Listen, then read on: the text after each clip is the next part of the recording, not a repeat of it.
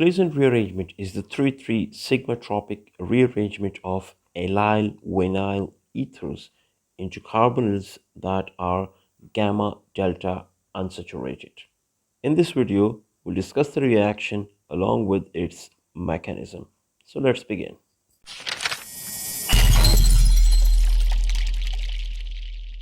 So as I said earlier, Claisen rearrangement is a 3,3 sigmatropic rearrangement reaction.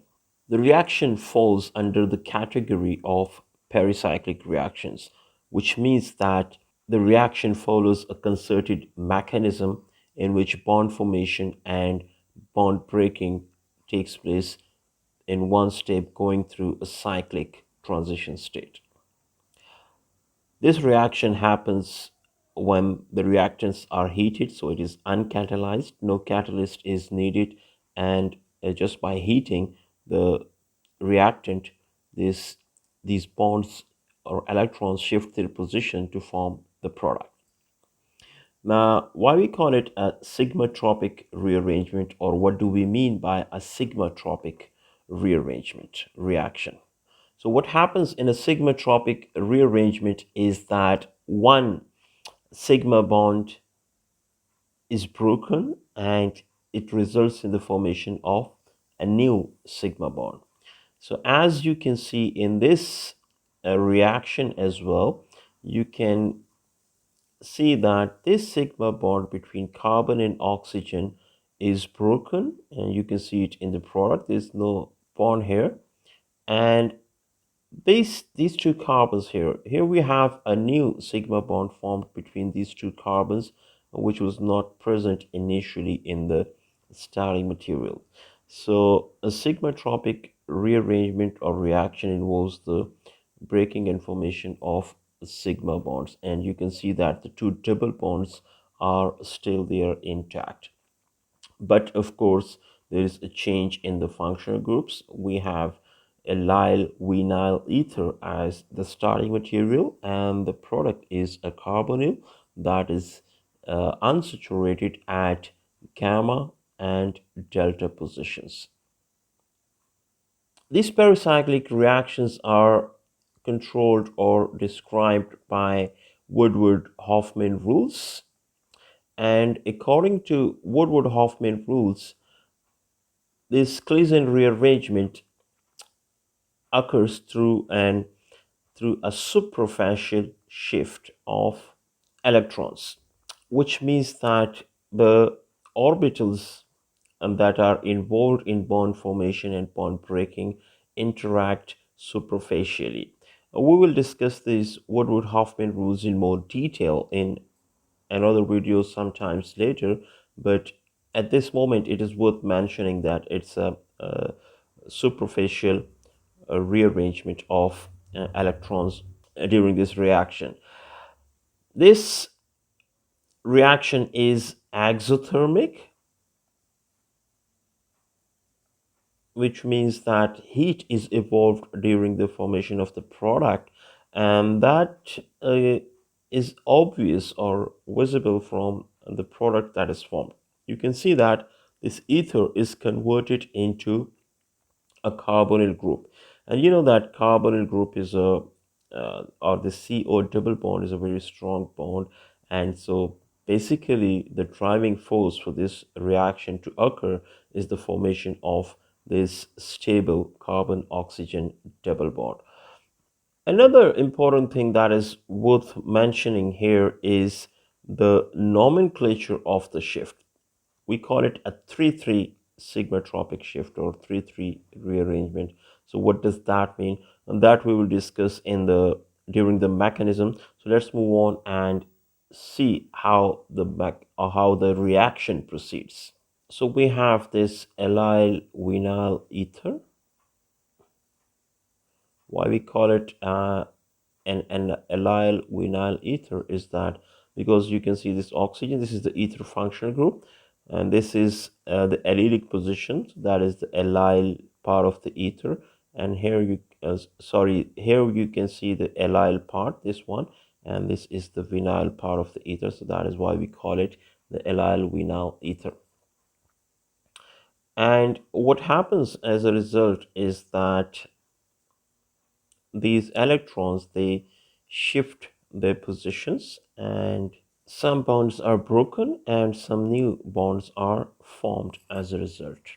And this proceeds through a transition state. So let's see if I can draw the transition state for you. It's a concerted mechanism, and you can find out, you can see actually the cyclic transition state here.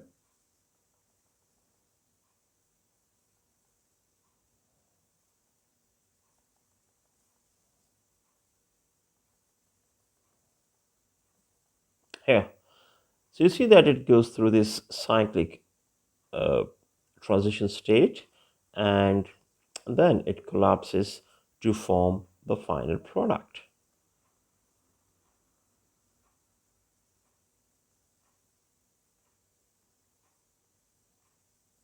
So this sigma bond here in the starting material is broken, and a new sigma bond is formed here, and we have a new double bond that is at gamma delta position to this new formed carbonyl group.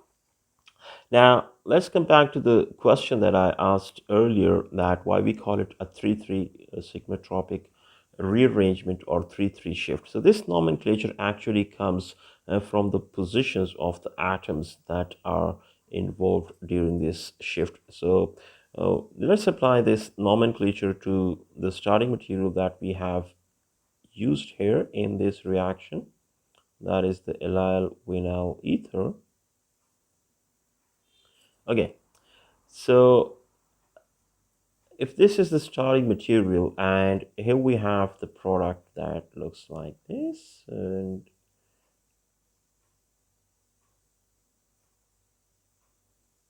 okay, so you can see that we have this sigma bond here. Let me draw it in a different color.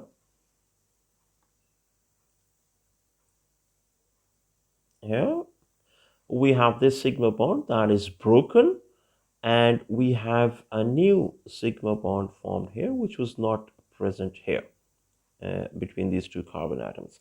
So what we do is that we number the carbon atoms that are involved in bond breaking and bond formation, and we start um, from the atom that is involved in bond breaking. So here is one of the carbons here, and this oxygen here.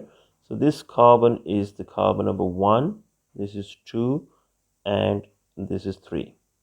And on the other side, this oxygen is also involved in a bond that is broken actually in this reaction, during this reaction. So this is 1, 2, and 3.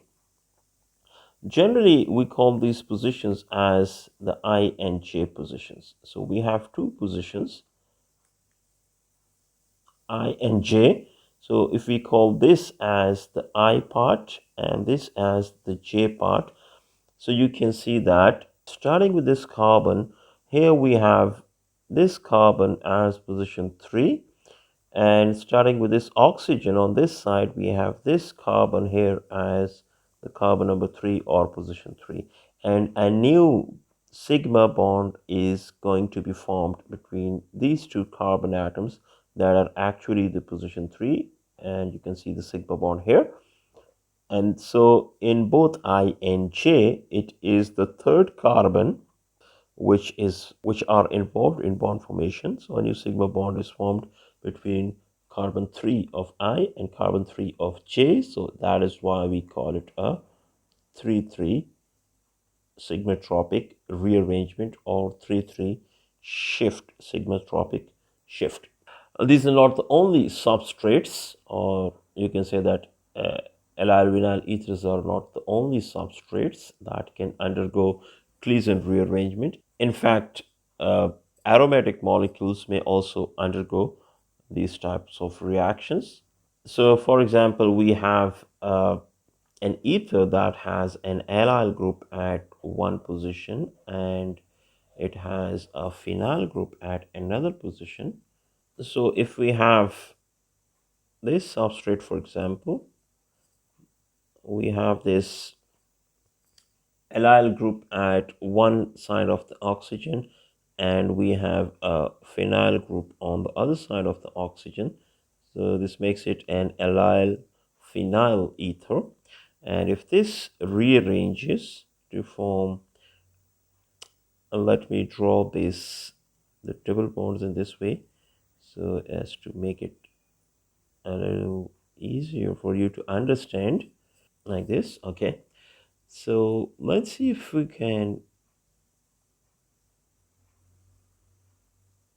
draw the product, and you can see that this aromatic ring or the aromatic system has been disturbed, and now we have the formation of this carbonyl group with this allyl group formed here. And you can sense from here is that we have actually converted an aromatic molecule into a non-aromatic molecule, and this aromatization is pretty easy. So what happens is that this molecule aromatizes again with the formation of this phenol. So the ether has actually converted into a phenol at the end, and this is what we get as the final product. It's not the ketone that is the final product, but actually it is converted into phenol. So this was all about Claisen rearrangement. We will talk about the Woodward-Hoffmann rules that govern these reactions in another video later on. So till then, stay tuned. Thank you so much for watching. See you later.